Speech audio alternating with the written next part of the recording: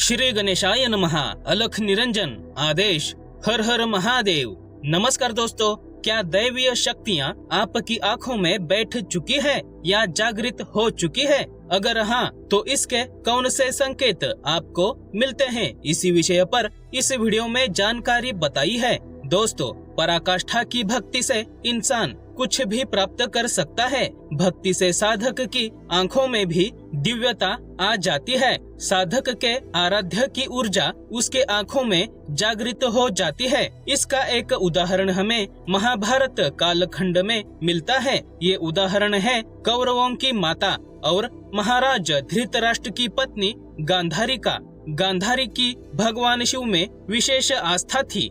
यूं कहें कि वो भगवान शिव की परम भक्त थी। जब गांधारी का विवाह नेत्रहीन धृतराष्ट्र से हुआ, तभी से गांधारी ने भी अपनी आंखों पर पट्टी बांध ली।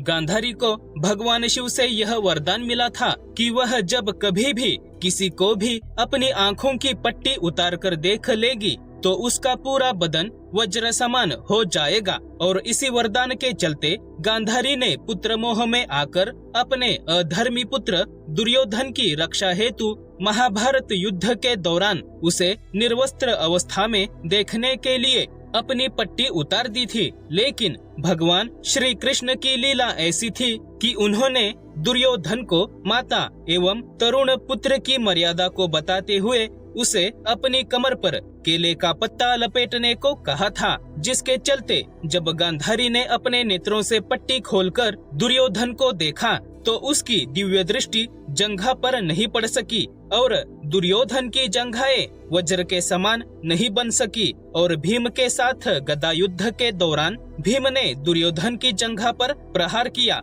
और दुर्योधन मारा गया। ये पूरी कथा आप जानते ही होंगे। इसके अलावा आंखों की शक्ति का एक और उदाहरण हमारे पुराणों में मिलता है। ये उदाहरण है ऋषि दुर्वासा जी का। दोस्तों, ऋषि दुर्वासा भगवान शिव के ही अंश थे और वे बहुत क्रोधी स्वभाव के थे। उनका विवाह कंदली नाम की एक ऋषि कन्या के साथ हुआ था। वैसे तो कंदली बहुत गुणवान थी, परंतु उनमें एक अवगुण था। वो अवगुण था कि वह बहुत कलहकारिणी थी, मतलब वो बहुत कलह करती थी। ऋषि दुर्वासा के उग्र स्वभाव को जानकर कंदली के पिता ने दुर्वासा जी से यह अनुरोध किया था कि जाने अनजाने अगर कंदली से कोई अपराध हो जाए तो उसे क्षमा कर देना। तब ऋषि दुर्वासा ने कंदली के पिता यानी अपने ससुर को यह वचन दिया था कि कंदली के 100 अपराध क्षमा कर दिए जाएंगे, लेकिन उसके बाद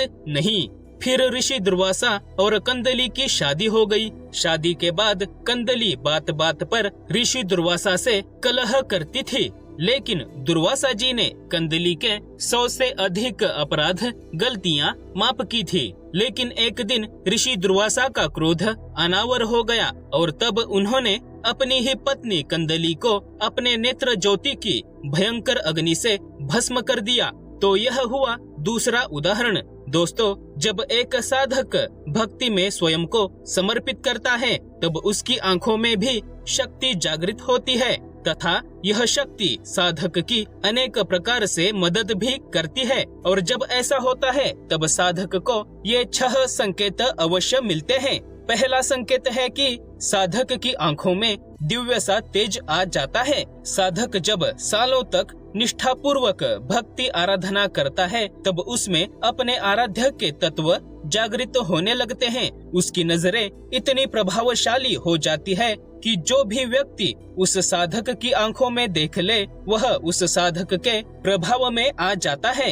अगर कोई व्यक्ति साधक की नजरों से नजरें मिलाता है तो उसे ऐसा लगता है कि साधक की नजरें शरीर से आर पार हो रही है। इसका अनुभव करना है तो आप किसी सिद्ध साधु संत की आंखों में देखिए, आपको उनकी आंखों का तेज नजर आ जाएगा। अगर आपने किसी शैव अघोरी या नागा साधु से आंखें मिलाई होगी तो आप यह जानते होंगे कि कितना दिव्य तेज होता है उनकी आंखों में। दूसरा संकेत है कि जब साधक भक्ति करते करते आध्यात्मिक रूप से परिपक्व बन जाता है तब उसकी आंखें अत्यंत प्रभावशाली बनती है।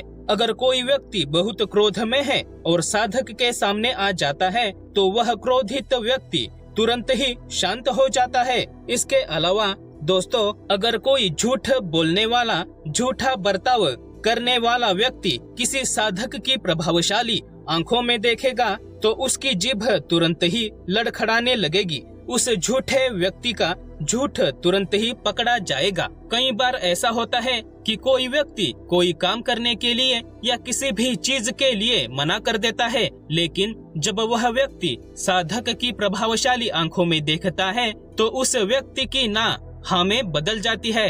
तीसरा संकेत है कि पशु पक्षी या अन्य जीवों पर प्रभाव कर पाना।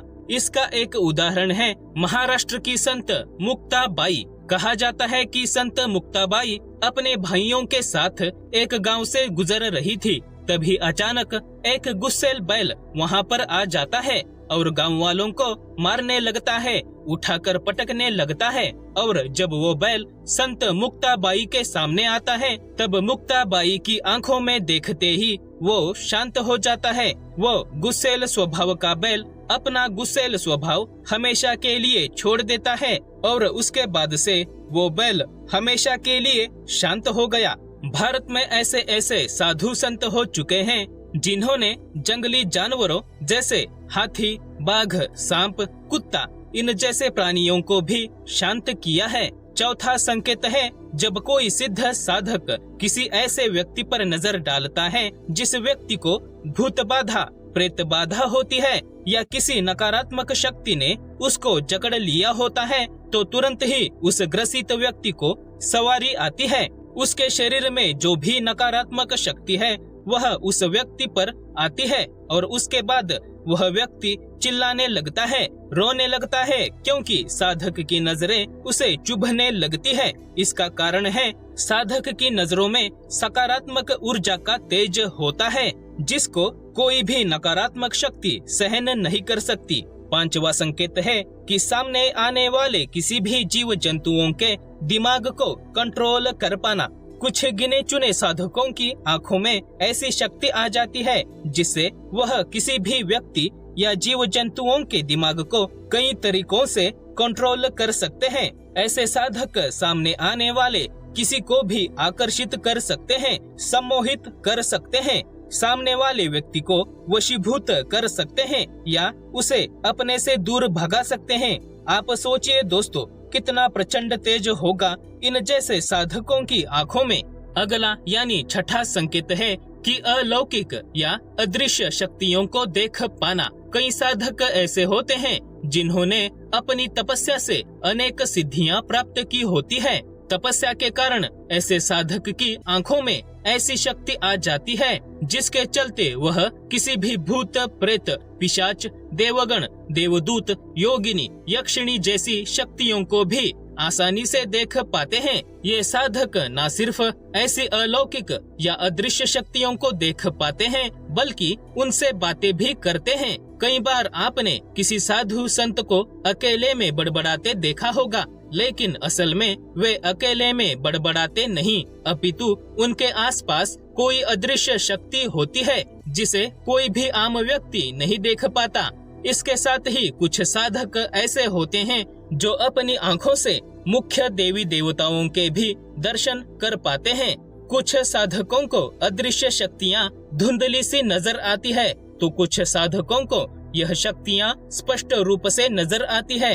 तो दोस्तों, अगर आपको भी ये 6 संकेत मिलते हैं तो समझ लेना कि आपकी आंखों में भी दिव्य शक्ति जागृत हो चुकी है तथा आपके आराध्य की आप पर कृपा हो चुकी है और उन्होंने ही आपको दिव्य दृष्टि प्रदान की है। क्या आपको भी लगता है कि आपकी आंखों में भी आपके आराध्य की शक्ति जागृत हो चुकी है? कमेंट करके अवश्य बताइए। वीडियो को लाइक और शेयर करें। महादेव दर्शन चैनल को सब्सक्राइब करें। भक्ति और अध्यात्म का प्रचार करने के इस पवित्र कार्य में हमारा साथ दें तथा पूरे श्रद्धा भाव से बोलिए हर हर महादेव। धन्यवाद।